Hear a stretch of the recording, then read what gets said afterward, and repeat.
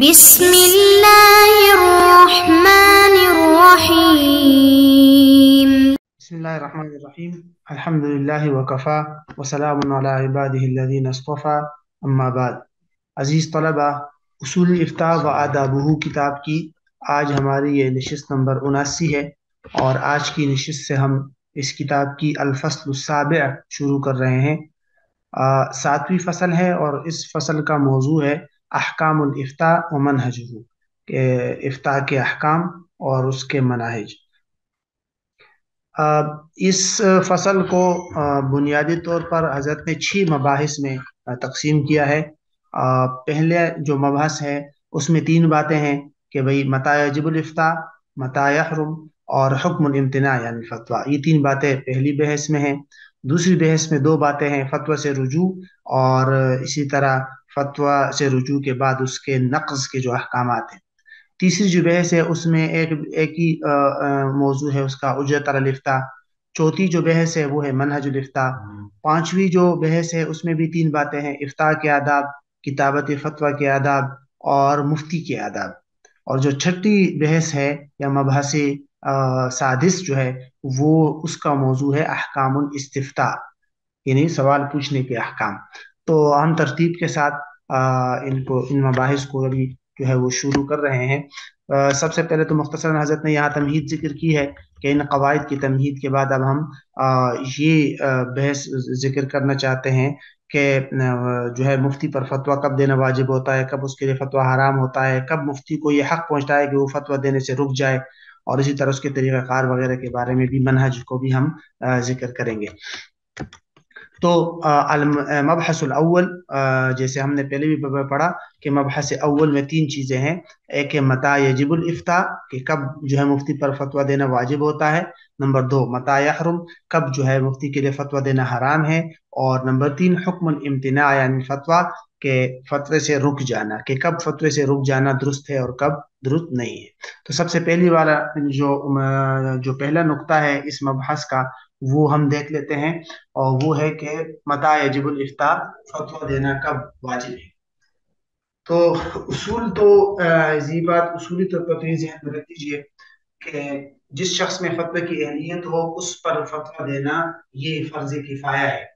بشرطے کہ وہاں پر فتویٰ دینے والے اور فتویٰ کی اہلیت والے لوگ ایک سے زیادہ ہو۔ اگر کئی لوگ موجود ہو فتویٰ دینے اور سب میں فتوی کی اہلیت ہے اور کچھ بھی جو ہے وہ اس فریضے کو سر انجام دے رہے ہیں تو باقیوں کی ذمہ داری پوری ہو جائے گی۔ خلاصہ یہ ہے کہ اگر کئی اہلیت والے لوگ موجود ہیں فتویٰ کے تو ان کو فتویٰ یعنی ان پر فتویٰ دینا فرض کفایہ ہے، کچھ بھی اگر یہ کام کریں گے تو باقیوں کی ذمہ داری ثابت ہوگی۔ لیکن 3 حالات ایسے ہیں جس میں فتویٰ دینا فرض عین ہو جاتا ہے۔ 3 احوال حضرت نے ذکر کیے ہیں جہاں پر جو ہے وہ فتویٰ دینا فرض عین ہو جاتا ہے۔ پہلی حالت یہ ہے کہ ایک مفتی سے ایسے مکان میں یا ایسی جگہ پر اس سے کسی بارے میں سوال کیا گیا، کوئی شرعی سوال کیا گیا کہ اس جگہ میں اور کوئی بھی فتویٰ کی اہلیت والا نہیں ہے، بس اکیلا وہی ہے، اور اس آدمی کو فتویٰ معلوم بھی ہے، یعنی شرعی حکم معلوم بھی ہے۔ تو اس صورتحال میں جس سے سوال پوچھا گیا ہے اس پر جواب دینا فرض عین ہو جاتا ہے، ورنہ تو یہ کتمان علم میں آئے گا، اور قرآن مجید کی سورہ بقرہ کی آیت نمبر 159 میں سے منع کیا گیا ہے اور یہ ممنوع ہے۔ دوسری جو حالت ہے جس میں فتویٰ دینا جو ہے وہ فرض عین ہو جاتا ہے وہ یہ ہے کہ ایک آدمی سے کسی مفتی سے کوئی سوال کیا گیا کسی مسئلے کے بارے میں، اور کسی حاجت کے بارے میں سوال کیا گیا، اور وہ سوال فوری ہو، یعنی کوئی مسئلہ عاجلہ ہے اور فوری سوال ہو کہ اگر اس مفتی نے جو ہے فوراً جواب نہیں دیا تو سائل جو ہے کسی حرام کام میں پڑ سکتا ہے یا سائل کسی گناہ میں مبتلا ہو سکتا ہے۔ تو اس طرح کی صورتحال میں بھی اگر مفتی کو جواب معلوم ہے تو اس پر لازم ہے شرعاً اور اس کے اوپر فرض عین ہے کہ وہ جواب دے دے۔ مثال کے طور پر ایک آدمی نماز کے کسی مسئلے کے بارے میں مسئلہ پوچھ رہا ہے اور وقت تنگ ہے، تو اگر آپ اس کو ابھی جواب نہیں دیں گے تو وقت نکل جائے گا، نماز قضا ہو جائے گی۔ تو اس طرح کی صورتحال میں بھی مفتی پر لازم اور واجب ہے کہ وہ جواب دے دے۔ تیسری صورت جس میں انسان پر مفتی پر فتویٰ دینا فرض عین ہو جاتا ہے وہ یہ ہے کہ ایک مفتی ہے، اس کو ولی الامر اور بادشاہ نے جو ہے اس کام کے لیے جو ہے اس کا تقرر کر لیا ہو کہ وہ لوگوں کو فتوی دے گا، تو اس طرح کی صورتحال میں بھی اس پر لازم ہو جاتا ہے کہ وہ فتوی دے، کیونکہ قرآن کے اندر واضح طور پر ہے الذین آمنوا اطیعوا اللہ واطیعوا الرسول واولی الامر منکم۔ علامہ نووی رحمہ اللہ کے حوالے سے حضرت نے ایک عبارت ذکر کی ہے، وہ بھی انہوں نے بھی یہی لکھا ہے کہ اگر فتویٰ دینے کی اہلیت رکھنے والے لوگ بہت سارے ہیں تو وہاں پر پھر فتویٰ دینا فرض کفایہ ہے، پھر بھی اگر کوئی آدمی رکتا ہے تو کیا وہ گناہگار ہوگا یا نہیں؟ تو اس بارے میں علماء نے یہی لکھا ہے کہ راجع یہ ہے کہ وہ پھر گناہگار نہیں ہوگا اگر بہت سارے لوگ جو ہے اہلیت والے ہیں۔ بہرحال یہ پہلے عنوان کا خلاصہ ہے کہ متى یجب الافتاء، کب فتویٰ دینا واجب ہے اور لازم۔ اب ہم آتے ہیں دوسرے عنوان کی طرف۔ مبحث اول کا دوسرا عنوان ہے متى يحرم الافتاء، یعنی کب جو ہے وہ فتویٰ دینا حرام ہے۔ فتوے کی شرائط تو ہم پہلے ہی پڑھ چکے ہیں کہ فتوے کی شرائط کیا ہے، یہاں صرف یہ دیکھنا ہے کہ ایک شخص میں وہ تمام شرائط موجود ہے فتویٰ دینے کی، اور ایک شخص کے اندر اہلیت موجود ہے، اس کے باوجود اس کے لیے فتویٰ دینا حرام ہے، بسا اوقات حرام ہو جاتا ہے۔ اس طرح کے صورتحال میں حضرت نے 3 احوال ایسے لکھے ہیں جہاں پر مفتی کے لیے فتویٰ دینا جو ہے وہ حرام ہو جاتا ہے۔ نمبر 1 الاول، پہلا مقام وہ ہے کہ ایک مفتی ہے اور اس میں عام طور پر تو فتویٰ دینے کی صلاحیت اور اہلیت اس میں موجود ہے، لیکن اس سے کسی ایسے مسئلے کے بارے میں سوال کیا گیا کہ خاص اس مسئلے کا حکم اس کو معلوم نہیں تھا، شرعی حکم، اور نہ ہی اس نے غور و فکر کر کے استنباط بھی نہ کر سکا، اور یا جو ہے اس پر ادلہ جو ہے وہ مشتبہ ہو گئے اور وہ ترجیح نہیں دے سکا کہ بھئی جانب حرمت کو ترجیح دے دوں یا جانب جواز کو، تو اس طرح کی صورتحال میں اس کے لیے فتویٰ دینا یا شرعی مسئلہ بتانا یہ ناجائز اور حرام ہے۔ تو عام سچویشن میں تو اس میں اہلیت تھی، لیکن خاص اسی مسئلے کا حکم معلوم نہیں ہے اور استنباط بھی نہیں کر سکتا، دلائل بھی مشتبہ ہو گئے، کسی ایک جانب ترجیح بھی نہیں دے سکتا، تو اس طرح کی صورتحال میں پھر اس پر لازم ہو جاتا ہے کہ خاموش رہے، اور اس طرح کی صورتحال میں اگر وہ فتویٰ دے گا تو وہ گناہگار ہوگا۔ اس پر حضرت نے بہت ساری جو ہے وہ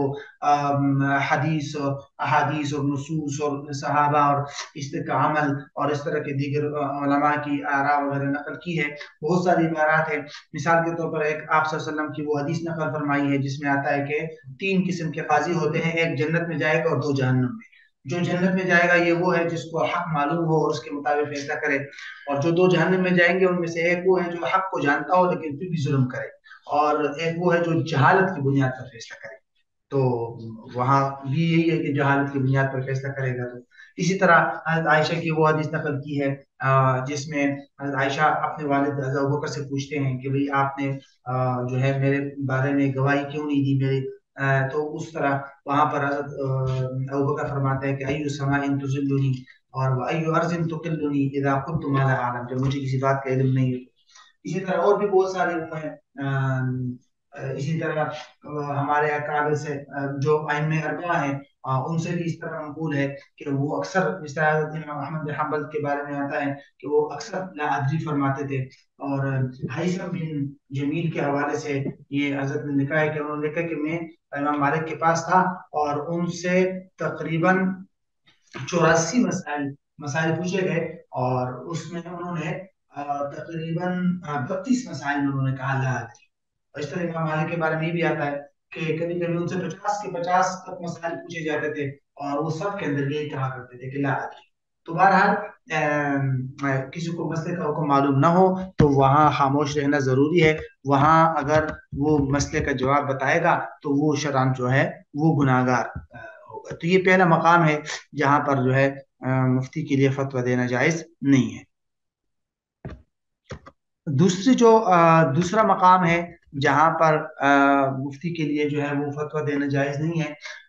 وہ یہ ہے اذا كان الافتاء بهوى وميل مع المستفتي۔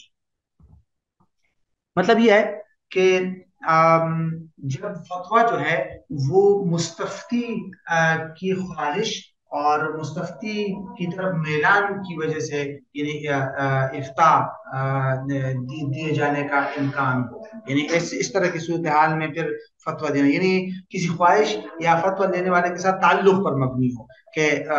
مفتی کا سوال پوچھنے والے کے ساتھ کوئی خاص قسم کا تعلق ہو تو مفتی جو ہے وہ اس کی خواہش یا اس کے تعلق کی بنیاد پر کوئی آسانی والا حکم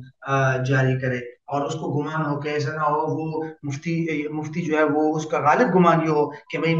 سائل کے ساتھ میں جو ہے ناحق طور پر ایسا نہ ہو آسانی کر لوں، تو جہاں یہ شبہ ہو وہاں پر بھی اس کے لیے فتویٰ دینا جو ہے وہ درست نہیں ہے کہ ایسے مستفتی کو سوال کا جواب دے۔ پر تو قرآن مجید کی آیت بھی موجود ہے جہاں اللہ تعالیٰ فرماتے ہیں یا داؤد انا جعلناک خلیفۃ فی الارض فاحکم بین الناس بالحق ولا تتبع الہوی، اور اسی طرح الاقناع میں امام احمد کے حوالے سے، امام احمد رحمہ اللہ کی جو کتاب ہے امام احمد کی مسلک کے مطابق اس میں بھی باقاعدہ واضح طور پر ہے کہ وَيَحْرُمُ الْحُكْمُ وَالْفُتْيَ بِالْهَوَىٰ اجماعا۔ تو بہرحال یہ ہے کہ اس طرح کی صورتحال میں بھی مفتی کے لیے جو ہے فتویٰ دینا وہ جائز نہیں ہے۔ یہ دوسری سچویشن ہے، دوسری حالت ہے۔ تیسری حالت یہ ہے کہ مفتی جو ہے وہ اس طرح کی حالت میں ہو کہ اسے فتویٰ میں صحیح طرح غور و فکر کی کر کے فتویٰ دینے کی کے لیے موقع نہ ملے، یعنی صحیح غور و فکر کرنے سے روکنے والی ہو وہ حالت، تو اس طرح کی حالت کے اندر بھی فتویٰ دینا درست نہیں ہے۔ جس طرح کہ وہ حضرت ابوبکر نے آپ صلی اللہ علیہ وسلم کی ایک حدیث نقل کی ہے کہ لا یقضین حکم بین اثنین وهو غضبان، کہ غصے میں وہ اس طرح نہ کرے، فیصلہ نہ کرے۔ اس طرح اور بھی بہت سارے مقامات ہیں، غصہ ہے، خوف ہے، خوشی ہے، یا بہت زیادہ تکلیف ہو رہی ہو، بھوک لگی ہو، تو اس طرح کی صورتحال میں بھی علماء منع کرتے ہیں کہ شدت حزن وغیرہ اور اس طرح کے مقامات میں مفتی کو چاہیے کہ فتویٰ نہ دے۔ تو بہرحال یہ وہ مقامات ہیں تین جہاں پر فتویٰ دینا ممنوع ہے۔ اس کے بعد جو تیسرا عنوان انشاءاللہ اس مبحث کا آئے گا، المبحث الاول کا، وہ آئے گا امتناع عن الفتویٰ، کہ فتوے سے رک جانا۔ تو اس کا یہ ایک تفصیلی ہے، اور اس میں تقریباً 9 مقامات حضرت نے ذکر کیے ہیں کہ جس میں مفتی کو چاہیے کہ جواب نہ دے، یعنی حرام نہیں ہے جواب دینا، لیکن مطلب یہ ہے کہ مفتی کو ہر قسم کا جواب تو لازم نہیں ہے کہ وہ دے۔ تو یہ 9 مقامات ایسے ہوں گے کہ جن میں مفتی کو چاہیے کہ وہ جواب سے اجتناب کرے، اور وہ کرے، مثلا فضول قسم کا سوال ہے اور تو اس طرح کے جوابات پھر نہ دے۔ تو 9 قسم کے ایسے مقامات ہیں، وہ انشاءاللہ پھر اگلی نشست میں انشاءاللہ دیکھیں گے۔